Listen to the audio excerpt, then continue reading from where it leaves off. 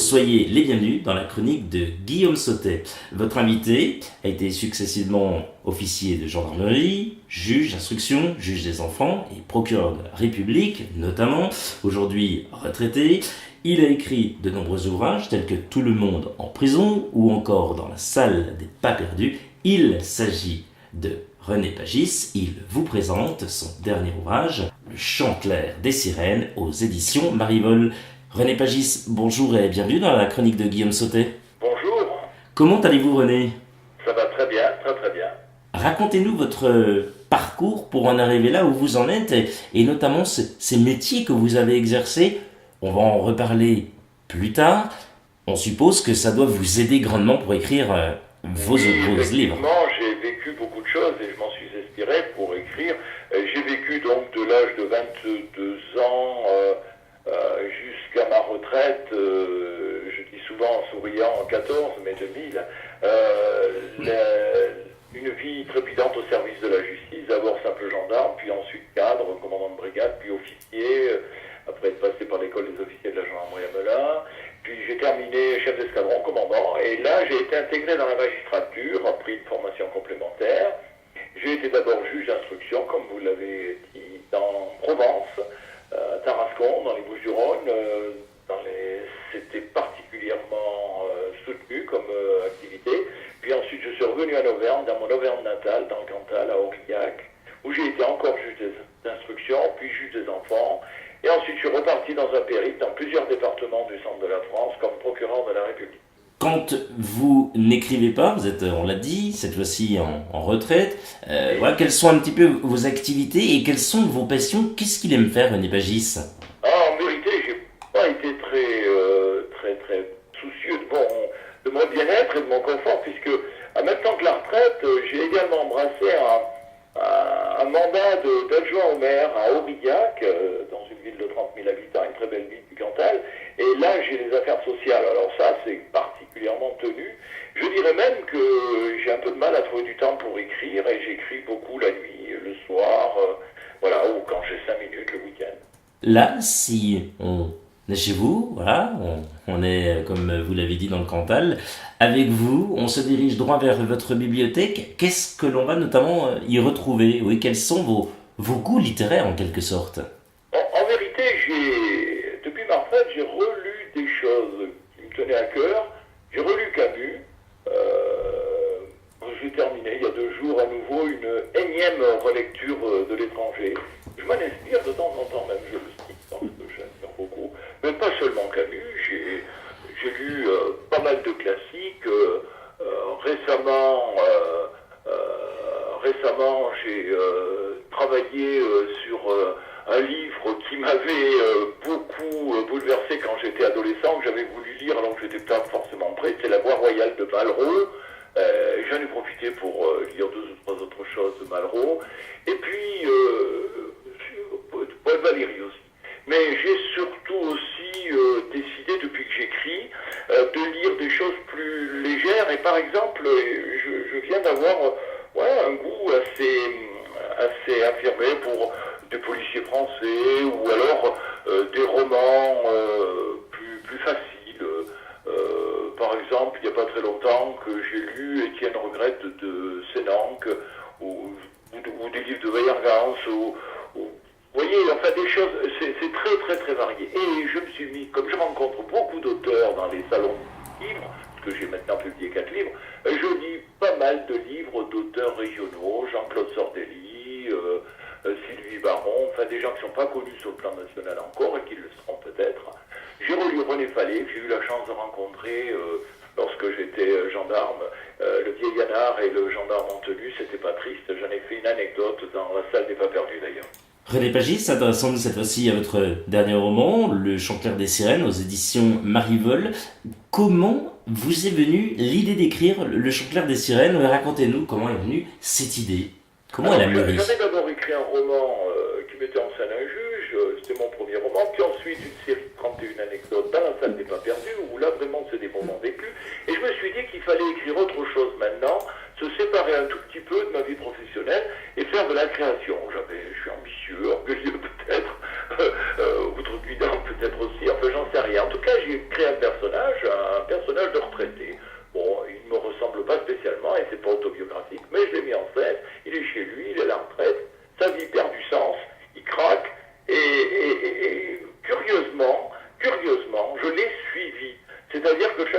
me mettais derrière mon ordinateur et je me demandais ce qui allait lui arriver. Il lui arrivait plein de choses. Il est parti de chez lui, alors que on dit souvent qu'on va s'en aller parce qu'on en a marre, mais on ne fait pas. Lui, il est parti, il lui arrive plein de choses. Il atterrit dans une maison un peu mystérieuse, au bout de sa fuite, avec une dame un peu mystérieuse. C'est elle que j'associe au chant des sirènes, puisque ce redoutable chant des sirènes qui fait perdre aux hommes leur contrôle. Comment s'est passée la phase d'écriture en termes de chapitres, personnages et autres? Et y avait-il un plan comme certains auteurs peuvent le faire? C'est un petit peu ce que j'essaye de vous dire, c'est que curieusement, dans cette affaire-là, je suis parti au fil de la plume, j'ai suivi mon personnage. Je l'ai suivi et ça rebondit. D'abord, je vous dis, cette relation très très très forte avec une femme très mystérieuse qui le subjugue littéralement. Et puis de chapitre en chapitre, on rebondit. Il y a une affaire de meurtre qui vient... voilà, il est accusé de meurtre par cette dame d'ailleurs, et sur la personne de son mari très malade qui vit dans la même maison. Et puis il rencontre d'autres personnages. Alors il rencontre un médecin qu'il croise, qui connaît la dame. Il rencontre bien évidemment un avocat, parce qu'à un moment donné, il a beau fuir, la justice le reprend. Alors c'est là où je dis que je me suis écarté de mon métier, mais j'ai bien un tout petit peu recollé en faisant passer mon personnage devant le tribunal. Mais je l'amène aussi à l'hôpital. Enfin bref, il lui arrive plein de choses, et c'est une espèce d'analyse un petit peu de la recherche qu'on peut faire de son propre destin, courir après son destin, courir après l'impossible, et puis se rendre compte peut-être qu'on a quitté l'essentiel, qu'on avait peut-être les choses à portée de main, mais que si on les appuie, c'est trop tard. Racontez-nous en quelques mots ce que vont notamment vivre Jacques et Mathilde. Ils sont au cœur de cet ouvrage et je me suis totalement régalé. C'est excellent. Voilà, le mot est très fort, mais c'est la vérité. On ne fait que tourner les pages, on a envie de connaître la suite. Vous nous tenez en haleine du début jusqu'à la fin. Bravo, René. Oui, écoutez, je vous remercie. C'est vrai que beaucoup de personnes me disent « Oh, ton livre... ou votre livre, je reçois des mails, il m'a fait éteindre ma lumière très tard hier soir parce que je voulais savoir de chapitre en chapitre ce qui allait arriver. Et c'est vrai aussi que j'ai eu d'excellentes critiques. On me dit qu'il y a un petit côté fantastique, on me dit que j'ai peut-être abordé le sujet, vous savez, quand on affronte ses peurs, son destin, ses choix, bref, le bilan de sa vie. C'est quelque chose qui plaît beaucoup aux gens de mon âge parce que je suis à l'âge de la retraite. Quels sont vos projets pour la suite? Alors, je viens de terminer de remettre à mon éditeur un nouveau roman. Alors, je vais repartir chez Deboré, parce que Deboré et Marivol, c'était un petit peu la même maison d'édition, avec en tout cas le même directeur littéraire. Là, je vais certainement repartir chez Deboré, qui m'a commandé un roman de terroir. Je l'ai écrit, je l'ai remis, il est à la correction. Voilà, et je vais certainement partir à nouveau sur une nouvelle écriture. J'ai quelques hésitations, pour le moment j'ai du mal à en parler, j'ai quelques hésitations entre plusieurs sujets. Bon, quand on va dire le sujet en question sera bien mûri, vous êtes le bienvenu quand vous souhaitez pour en échanger, hein, bien sûr. Ah, c'est très gentil à vous, et je vous remercie. Je vous remercie surtout des compliments que vous faites de mon livre, parce que c'est vrai que c'est un travail qui interpelle beaucoup, et on se pose beaucoup de questions, on se demande si on a le talent minimum pour écrire. Vous voyez, j'ai beaucoup d'introspection là-dessus. Je me demande, je me dis, est-ce que écrire, c'est pas anodin, c'est vraiment aller chercher au fond de soi des choses qui nous parlent et qui nous font rebondir sur ce qui nous sommes. Passons tout de suite, si vous le voulez bien, à la Minute Cool pour terminer en douceur. Plutôt mer ou montagne? Ah, je suis plutôt montagne, et puis alors même très clairement. Ça tombe bien, citez 3 mots qui définissent le Cantal. Je dirais robuste, je dirais paysage magnifique, ça c'est 2 mots ensemble, mais c'est exceptionnel, c'est beau. Et puis peut-être le 3e, c'est authentique. Vous êtes seul au monde, sur une île déserte. Oui, c'est vrai, j'avoue que ça va bien, ça irait bien. Quel objet aimeriez-vous avoir? Oh, incontestablement, un livre. Un livre.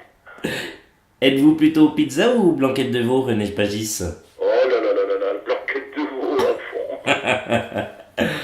La chanson que vous adorez le plus, c'est laquelle? Alors, soit celle de maintenant, ou soit avant, voilà. Ça peut être Charles Aznavour, par exemple. Charles Aznavour qui nous a quittés il y a quelques... Je m'efforce d'écouter des choses. J'écoute des choses nouvelles actuellement. Il y a par moments des belles choses. Mais vous savez, je craque encore devant une chanson de Brassens, de Brel ou de Ferrat. Et j'écoutais tout à l'heure, en vous attendant, Ma France de Ferrat. Ah, quelle belle chanson. Quelle très belle chanson. Mais écoutez, on la mettra alors à l'issue de cette entrevue avec vous. Voilà, pour celles et ceux qui nous écoutent et qui sont avec nous, eh bien, petit Jean Ferrat pour se quitter, bien entendu. Ouais, j'ai eu le privilège de le rencontrer, lui aussi. Ah Lorsque oui? j'étais en poste dans la gendarmerie, dans l'Ardèche, c'était un homme adorable, adorable. Vous l'avez rencontré, alors? Il est venu à la gendarmerie ou pas? Alors racontez-nous, c'est Alors, sympa il cette était adjoint anecdote. au maire dans la petite commune d'Amtrague, dans l'Ardèche, et c'était dans le ressort dans le secteur que j'avais l'honneur de commander à ce moment-là. Il y avait une brigade, et je me souviens d'une anecdote.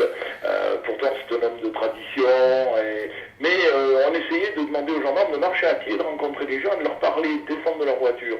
Et lui, il me les ramenait avec sa vieille, il avait une vieille CX, il les ramenait et il disait, mais quand même, vous faites marcher les gens à pied, c'est pas moi.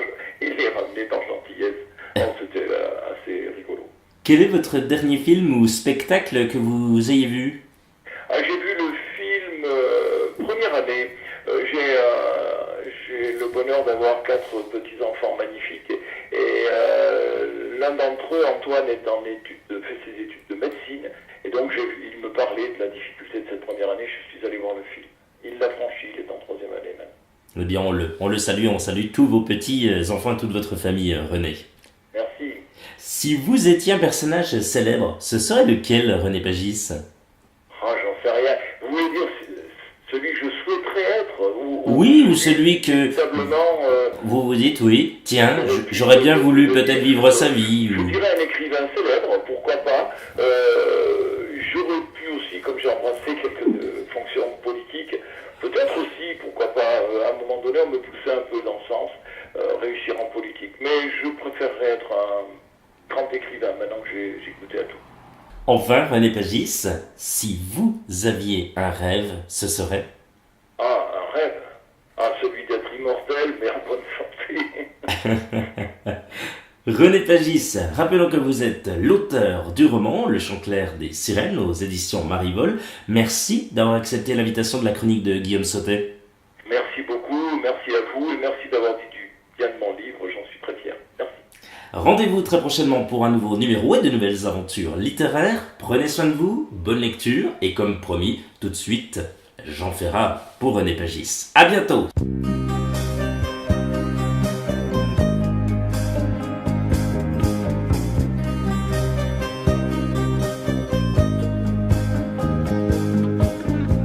De plaines en forêt, de vallons en collines,